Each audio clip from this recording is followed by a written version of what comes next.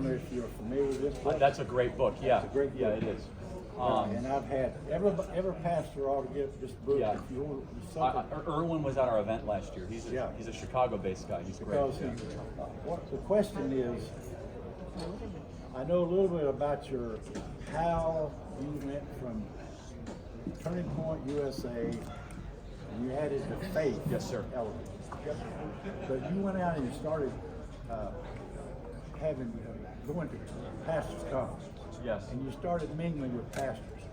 What was it that you learned in Yeah. your conversation with pastors that caused you to feel called to start faith?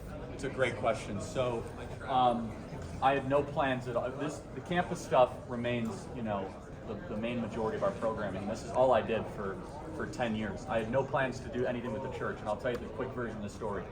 COVID happened, locked down the country, and I make the worst prediction in the history of American podcasting. I look right into the camera, and I say, listen, the American church, they're not going to lock down, because they love liberty. And that was one of the dumbest things I ever could say. So I gave my life to the Lord in 5th grade, right? Most important decision I made. I was told by everybody the church is strong, the church is on fire, the church is vibrant, pastors know the history of the country, and so I never even thought of it as an issue, right? I said the church is their domain, the campus culture war stuff is mine, politics, right? Just kind of keep them separate. That's what I was always told.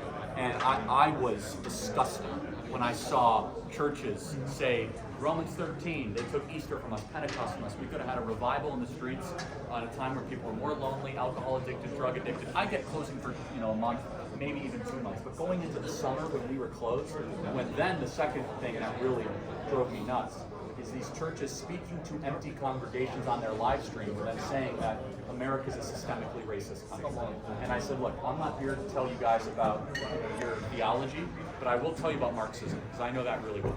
I've been fighting for a decade, right? And I was telling these pastors, you guys have no idea. And their response really bothered me. It was condescending, it was smug, it was self-righteous, as if they understand. Yeah, and I. Who are you? You old whippersnapper? Yeah, and I said, humbly, I do this for a living. I fight Marxism every day. That's my. And I get that because I went to Ukraine on the 24th